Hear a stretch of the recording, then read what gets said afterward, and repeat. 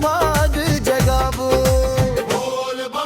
बोल बम जय शिव शंकर। देवघर धाम में बरसत है भोले के कंटोल। बोल बम जय शिव शंकर। देवघर धाम में बरसत है भोले के अंजोर।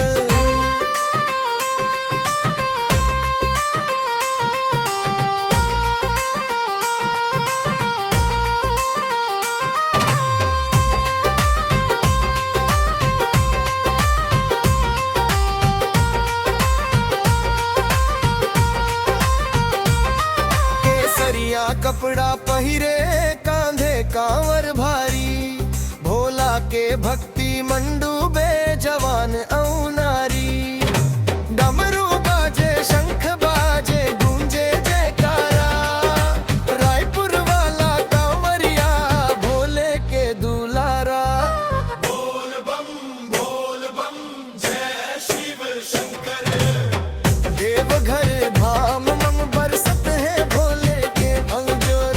बोल बम जय शिव शंकर। देवघर धाम में बरसत है भोले के अंजोर।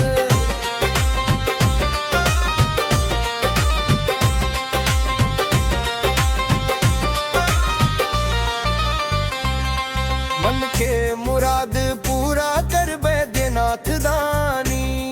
सुख समृद्धि देहु बाबा भर देहु जिनगानी। निर्माता दीपक मिश्रा के ही अरदास है। हर साल बोल बम गूंजे महादेव के आस है। बोल बम जय शिव शंकर।